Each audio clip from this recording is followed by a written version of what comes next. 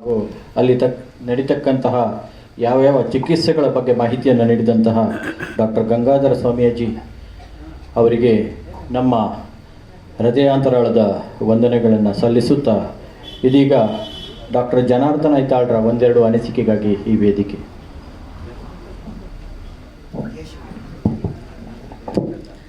ವೇದಿಕೆಯ ಮೇಲಿರುವ ಗಣ್ಯರೇ ಹಾಗೂ ಇಲ್ಲಿ ಸೇರಿದಿರತಕ್ಕಂತಹ ಎಲ್ಲ ಸಭಿಕರೇ ನಮಸ್ಕಾರ. ಹೆಚ್ಚು ಹೊತ್ತು ಮಾತಾಡೋದಿಲ್ಲ.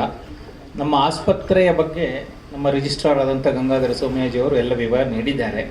ನಾನು ಜಸ್ಟ್ ಸ್ವಲ್ಪ ತಾರನಾಥ್ ಹೊಳ್ರು ಹೇಳಿದರು, ಡಾಕ್ಟರ್ ಐತಾಳ್ರು ತುಂಬ ಇಂಟ್ರೆಸ್ಟ್ ತೊಗೊಂಡು ಇದನ್ನು ಹೆಲ್ಪ್ ಮಾಡಿದ್ದಾರೆ ಅಂತ. ಸತ್ಯ ಹೇಳಬೇಕಿದ್ರೆ ನಾನು ಎಂಥದೂ ಮಾಡಲಿಲ್ಲ, ಪೂರ ಅವರೇ ಒಂದು ಮುತುವರ್ಜಿ ವಹಿಸಿ ಬಹಳ ಇಂಟ್ರೆಸ್ಟ್ ತೊಗೊಂಡು ಅವರು ಸ್ವಲ್ಪ ಸಮಯದ ಹಿಂದೆ ನನ್ನನ್ನು ಕೇಳಿದರು. ಸ್ವಲ್ಪ ಹಿನ್ನೆಲೆಯನ್ನು ಜಸ್ಟ್ ಒಂದೆರಡು ಸೆಂಟೆನ್ಸಲ್ಲಿ ಹೇಳ್ತೇನೆ. ಹೀಗೆ ಯಾಕಂದರೆ ಇಲ್ಲಿ ಮುಂಚೆ ಒಂದು ನಾನು ಪ್ರೈವೇಟ್ ಕ್ಯಾಂಪ್ ಮಾಡಿದೆ. ನನ್ನ ಇನ್ನೋರ್ವ ಮಿತ್ರನಾದಂಥ ಸುದರ್ಶನ್ ಉಪಾಧ್ಯಾಯ ಅವರ ವೈಫು ಮತ್ತು ಸೇರಿಕೊಂಡು ಒಂದು ಕ್ಯಾಂಪ್ ಕರೆದಾಗ ಬಂದಿದ್ದೆ. ಸೊ ಅದನ್ನು ನೆನಪು ಮಾಡಿಕೊಂಡು ಅವರು ಹೇಳಿದರು, ನಮ್ಮಲ್ಲೊಂದು ಕ್ಯಾಂಪ್ ಆಗಬೇಕಿತ್ತು, ಹೇಗೆ ನೀವು ಬರ್ಬೋದಾ ಕೇಳಿದರು. ನಾನು ಹೇಳಿದೆ, ಆ ಸಂದರ್ಭದಲ್ಲಿ ನಿಮ್ಮ ಉದ್ದೇಶ ಏನು ಕ್ಯಾಂಪ್? ನಮಗೆ ಹಾರ್ಟು ಅಥವಾ ಬೇರೆ ಎಲ್ಲ ಸ್ಪೆಷಾಲಿಟಿಯವರು ಬಂದರೆ ಒಳ್ಳೆಯದಿತ್ತು. ಆಗ ನನಗೆ ಒಂದು ಆಲೋಚನೆ ಬಂತು. ನಮ್ಮ ಈ ಏನಪ್ಪಯ್ಯ ವೈದ್ಯಕೀಯ ವಿದ್ಯಾಲಯದಲ್ಲಿ ನಾನು ಸುಮಾರು 10 ವರ್ಷದಿಂದ ಕೆಲಸ ಮಾಡ್ತಾ ಇದ್ದೇನೆ. ಬಹುಶಃ ನನಗೆ ತಿಳಿದ ಮಟ್ಟಿಗೆ ಅತ್ಯಂತ ಒಂದು ಎಫರ್ಡೇಬಲ್ ಹೆಲ್ತ್ ಕೇರ್, ಈವನ್ ಬಹಳ ಕಷ್ಟಕರವಾದಂತಹ ಸಮಸ್ಯೆಗಳಿಗೂ ಕೂಡ ಈಗ ಬೇರೆ ಕಡೆ ಎಲ್ಲ ಅರ್ಧ ಟ್ರೀಟ್ಮೆಂಟ್ ಮಾಡಿಕೊಂಡು ನನ್ನ ಹತ್ರ ಏನೂ ಇಲ್ಲ, ಮುಗಿದೋಯ್ತು, ಅದಕ್ಕೆ ನಿಮ್ಮಲ್ಲಿಗೆ ಬಂದಿದ್ದೇನೆ ಅಂತ ಆ ಥರ ಬರತಕ್ಕಂಥ ಎಷ್ಟೋ ರೋಗಿಗಳನ್ನು ನಾನು ನೋಡಿದವನು. ಈ ಭಾಗದಿಂದಲೂ ಒಂದೆರಡು ಜನರನ್ನು ನಾನು ನೋಡಿದ್ದೇನೆ. ಹಾಗಿರುವಾಗ ಯಾಕೆ ಅದನ್ನು ಆ ಬೆನಿಫಿಟ್ಸನ್ನು ನಮ್ಮ ಊರಿನವರಿಗೆ ಪರಿಚಯಿಸಬಾರದು? ನಮ್ಮದೊಂದು ಆಸ್ಪತ್ರೆ ಇಂಥದ್ದೊಂದು ಉಂಟು, ಇಲ್ಲಿ ಇಂಥದ್ದೆಲ್ಲ ಕಾರ್ಯಕ್ರಮಗಳು ನಡೀತಾ ಇದೆ ಅನ್ನೋದನ್ನು ನಮ್ಮ ಊರಿನ ಜನರಿಗೂ ಕೂಡ ಒಂದು ಪರಿಚಯಿಸಬೇಕು ಅನ್ನೋ ಉದ್ದೇಶ ಇಟ್ಟುಕೊಂಡು ಅವ್ರಿಗೆ ಹೇಳಿದೆ, ಹೀಗೀಗ ಉಂಟು ನೋಡಿ ಅಂತ. ಬಹಳ ಇಂಟ್ರೆಸ್ಟ್ ತಗೊಂಡು ಅವ್ರಿಗೆ ಭಾರಿ ಖುಷಿ ಆಯಿತು. ಆನಂತರ ನಮ್ಮವರ ಕಾಂಟ್ಯಾಕ್ಟ್ ಕೊಟ್ಟಾಗ ನಮ್ಮ ವಿಜಯಾನಂದ್ ಮತ್ತು ಅವರ ಟೀಮ್ ಅವರೊಟ್ಟಿಗೆ ಇಂಟ್ರಾಕ್ಟ್ ಮಾಡಿ ಇಂಥದ್ದೊಂದು ಕಾರ್ಯಕ್ರಮವನ್ನು ಅರೇಂಜ್ ಮಾಡಿದ್ದಾರೆ. ಬಹಳ ಸಂತೋಷ. ಇನ್ನು ಇದರದ್ದು ಸಕ್ಸಸ್ ಆಗಬೇಕಿದ್ರೆ ನನಗೆ ಇನ್ನೊಂದು ವಿಷಯ, ಮುಖ್ಯವಾಗಿ ನಮ್ಮ ರಿಜಿಸ್ಟ್ರಾರ್ ಹತ್ರ ನಾನು ಫಸ್ಟ್ ಕೇಳಿದೆ. ನಾವು ಕ್ಲಾಸ್ಮೇಟ್ಸ್, ಹಾಗಾಗಿ ಪರ್ಸನಲಿ ಮಾತಾಡುವಾಗ ಏಕವಚನದಲ್ಲಿ ಮಾತಾಡ್ತೇನೆ. ಆದರೆ ಬಹುಶಃ ಈ ಒಂದು ಉನ್ನತ ಹುದ್ದೆಯನ್ನು ಏರಿರಬೇಕಿದ್ರೆ ಬಹಳ ಒಂದು ನಾನು ಮೊದಲಿಂದ ನೋಡಿದ್ದು ಶಿಸ್ತಿಗೆ ಇನ್ನೊಂದು ಹೆಸರು ಅವರು. ಸೊ ಅಷ್ಟು ಶಿಸ್ತುಬದ್ಧವಾದಂತಹ ಒಂದು ಅಧ್ಯಯನ ಇರ್ಬೋದು ಎಲ್ಲದರಲ್ಲಿ. ಅದರಿಂದಾಗಿ ಈ ಒಂದು ಉನ್ನತ ಹುದ್ದೆಯನ್ನು ಏರಲಿಕ್ಕೆ ಸಾಧ್ಯ ಆಯಿತು. ಅದು ನಮಗೂ ಕೂಡ ಎಲ್ಲರಿಗೂ ಹೆಮ್ಮೆ.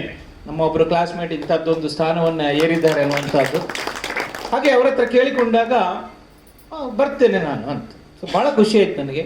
ಆನಂತರ ನಾನು ಕೆಲವೊಂದು ಮುಖ್ಯವಾದ ವಿಭಾಗ ಮುಖ್ಯಸ್ಥರು, ಸರ್ಜರಿ ಇರ್ಬೋದು, ಪೀಡಿಯಾಟ್ರಿಕ್ಸ್ ಇರ್ಬೋದು, ಯೂರಾಲಜಿ ಇರ್ಬೋದು, ಅವರಿಗೆಲ್ಲ ಒಮ್ಮೆ ಫೋನ್ ಮಾಡಿ ಕೇಳಿದೆ, ಈಗೊಂದು ಕ್ಯಾಂಪ್ ನನ್ನ ಊರಿನಲ್ಲಿ ಮಾಡ್ತಾ ಇದ್ದೇನೆ, ನಮಗೊಬ್ಬರು ಸೀನಿಯರ್ ಬೇಕಿತ್ತು ಅಂತ ಹೇಳುವಾಗ ಅವರಾಗಿ ಸ್ವತಃ ನಾನೇ ಬರ್ತೇನೆ ಅಂತ ಹೇಳುವಾಗ ನನಗೆ ಬಹಳ ಒಂದು ನನ್ನ ಮೇಲೆ ಅಭಿಮಾನದಿಂದ ಅವರು ಒಪ್ಪಿದ್ದು ಭಾಳ ಖುಷಿ ಆಯಿತು. ಡಾಕ್ಟರ್ ಹರಿಶ್ಚಂದ್ರ ಅವರು senior surgeon and head of the department of surgery, doctor Sahana ಅವರು ಪೀಡಿಯಾಟ್ರಿಕ್ ಡಿಪಾರ್ಟ್ಮೆಂಟ್ HOD, ಮತ್ತು ಇನ್ನೋರ್ವ senior urologist doctor Altaf Khan I think ಬಂದಿದ್ದಾರೆ. ಹಾಗೆ ಮೆಡಿಸಿನ್ ವಿಭಾಗದಿಂದ ಕೂಡ ಡಾಕ್ಟರ್ ಯಶಸ್ವಿ ಅವರು ಬಂದಿದ್ದಾರೆ. ಇವರೆಲ್ಲರೂ ನನ್ನ ಮಾತಿಗೆ ಒಪ್ಪಿ ಈ ಸೀನಿಯರ್ಸ್ ಬಂದಿರುವಂಥದ್ದು ನನಗೆ ಬಹಳ ಖುಷಿ ಆಯಿತು. ಹಾಗಾಗಿ ಬಹುಶಃ ಇನ್ನೂ ಮುಂದಿದ್ದು ಇಲ್ಲಿನ ಜನರಿಗೆ ಬಿಟ್ಟದ್ದು, ಹೇಗೆ ಆ ಬೆನಿಫಿಟ್ಸನ್ನು ತಗೊಳ್ತಾರೆ ಅನ್ನುವಂಥದ್ದನ್ನು ಅವರಿಗೆ ಬಿಟ್ಟದ್ದು. ಇನ್ನು ಜಸ್ಟ್ ಇನ್ನೊಂದು 2 ಮಾತು ಈ ಕ್ಯಾಂಪಿನ ಉದ್ದೇಶದ ಬಗ್ಗೆ. ಈ ಕ್ಯಾಂಪ್ ಅನ್ನುವಂಥದ್ದು, ಕ್ಯಾಂಪ್ನಲ್ಲಿ ಯಾವತ್ತೂ ನಮಗೆ ಪೂರ್ಣ ಪ್ರಮಾಣದ ಚಿಕಿತ್ಸೆ ಅಥವಾ ಏನು ದೊಡ್ಡ ಮಿರಾಕಲ್ ಮಾಡಲಿಕ್ಕೆ ಆಗೋದಿಲ್ಲ. ಆದರೂ ಈ ಕ್ಯಾಂಪ್ಗಳು ನಡೀತಾ ಇರಬೇಕು. ಯಾಕೆ? ಜನರಿಗೆ ಒಂದು ಹೆಲ್ತ್ ಬಗ್ಗೆ ಅವೇರ್ನೆಸ್. ನಾವೊಂದು ಈ ವೆಹಿಕಲನ್ನು ವರ್ಷ ಸರ್ವಿಸ್ ಮಾಡ್ತೇವೆ. ಯಾಕೆ? ಹಾಳಾಗಿದೆ ಅಂತ ಅಲ್ಲಲ್ಲ, ಅದು ಮುಂದೆ ಹಾಳಾಗಬಾರ್ದು. ಅದೇ ರೀತಿ ನಮ್ಮ ದೇಹವೂ ಕೂಡ, ಈಗಾಗಲೇ ರಿಜಿಸ್ಟ್ರಾರ್ ಅವರು ಹೇಳಿದಾಗೆ 40 ವರ್ಷದ ನಂತರ ಮನುಷ್ಯನಿಗೆ ಒಂದು ಕರೆಕ್ಟಾಗಿ ನಾವು ರೆಗ್ಯುಲರ್ ಚೆಕಪ್ ಮಾಡದೇ ಇದ್ದರೆ ಆಮೇಲೆ ಪ್ರಾಬ್ಲಮ್ ಆದಮೇಲೆ ಸರಿ ಮಾಡುವುದು ಕಷ್ಟ ಇರ್ತದೆ. ಆದ್ದರಿಂದ ಒಂದು ಚೆಕಪ್ಪಿಗೆ. ಮತ್ತು ಇನ್ನು ಮುಂದಿನ ಉದ್ದೇಶ ಏನಂದರೆ, ಇದು ಈ ಲಿಂಕ್ ಅನ್ನುವಂಥದ್ದು, ನಾವೇನು ಒಂದು ಏನಪ್ಪಯ್ಯ ವೈದ್ಯಾಲಯದಲ್ಲಿ ಹೀಗೆ ಒಂದು ಫೆಸಿಲಿಟೀಸ್ ಉಂಟು ಅಂತ ಹೇಳಿದ್ದೇವೆ, ಅದನ್ನು ನೀವು ಮುಂದಕ್ಕೆ ಕೂಡ ಈಗ ಏನೋ ಒಂದು ಆರೋಗ್ಯ ಸಮಸ್ಯೆ ಬಂತು ಅಂತ ಆದರೆ ನಮ್ಮಲ್ಲಿ ಅದು ಅತಿ ಕಡಿಮೆಯಲ್ಲಿ ಹೀಗೆ ಪ್ರಯೋಜನ ಸಿಗ್ತದೆ ಅಂತಾದರೆ ಆ ಅವಕಾಶವನ್ನು ಕಲ್ಪಿಸುವುದಕ್ಕಾಗಿ ಒಂದು ಮಾಧ್ಯಮವಾಗಿ ಈ ಕ್ಯಾಂಪ್ ಹೆಲ್ಪ್ ಆಗ್ತದೆ ಅಂತ. ಅದಕ್ಕೆ ನಮ್ಮ ಈ ಮಾರ್ಕೆಟಿಂಗ್ ಟೀಮ್ನವ್ರು ಇರ್ಬೋದು ಅಥವಾ ನಮ್ಮ ಈ ಸಂಘಟಕ ಟೀಮ್ ಸುಮಾರು ಜನ ಬಂದಿದ್ದಾರೆ.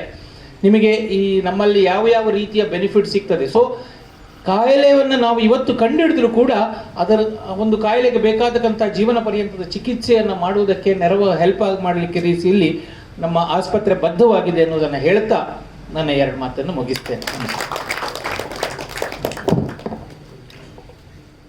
ಇವತ್ತು